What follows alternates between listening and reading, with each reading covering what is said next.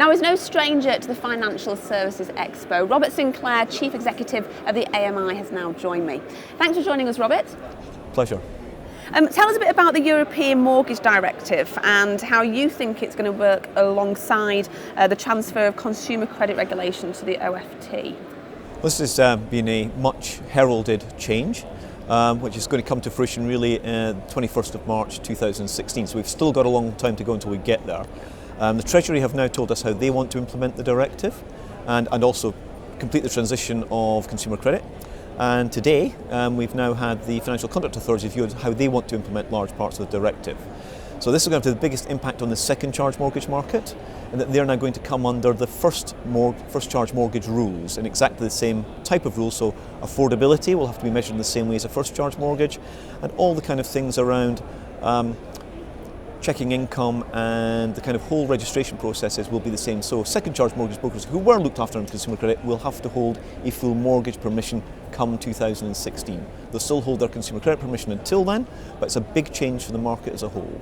For first mortgage brokers, probably not as big a change, but we are going to see changes around certain parts of buy-to-let and probably some changes just around the information that has to be given to consumers at the front end. So going back to hard disclosure of documents that we've moved away from under MMR just to verbal disclosure. We keep the verbal disclosure, but go back to a lot more documentation being given to consumers.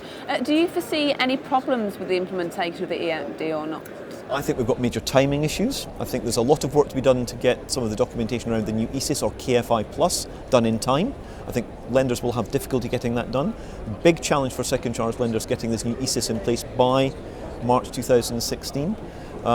I think a big challenge just for everybody in terms of changes to the way APRs are calculated, changes to product because the way early payment charges are calculated, and just the sheer noise around all of this in terms of trying to think about how we might to change sales processes to deal with all of this. A lot of work for everybody, which will take the eye off the ball at a time when actually consumers are coming back to the market with confidence and want to borrow money. And what do you think with regards to the AMI, the issues that they're going to be focusing on the next coming months, what are they?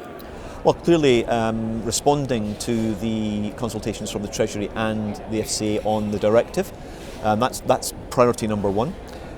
Helping firms understand what the implications of this will be so that we can make sure the responses we give reflect what the industry requirements are. That's our real core focus on this. Also making sure that firms have got the right authorisations, whether that's in relation to consumer credit or in relation to the new mortgage permissions, because they're going to have to start applying for those from March next year, March 2015. So making sure firms know enough to be able to get themselves in the right regulatory place.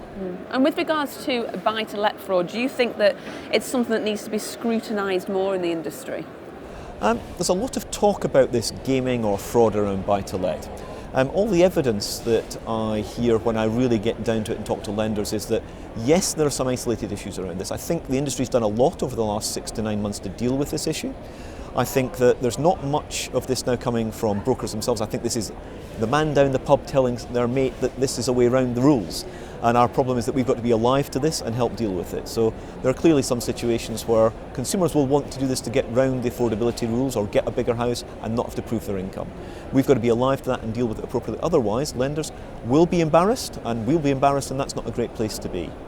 And what do you think the key changes are within the market that are needed to basically maintain its health?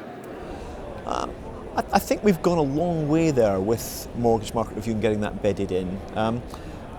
Advice is now the norm, so we've moved away from non-advised, we're into execution only for a small number of customers, but advice is the norm. And advice is more than just picking the right product. Advice is about making sure that the right term is there for that product. We've explained to the customer why we're recommending the term for that product. Advice is about picking the right interest rate and interest type for that customer. So are we doing capital repayment or interest only? Why have we picked that fixed rate over 5 years rather than 2 years? Or why are we recommending that?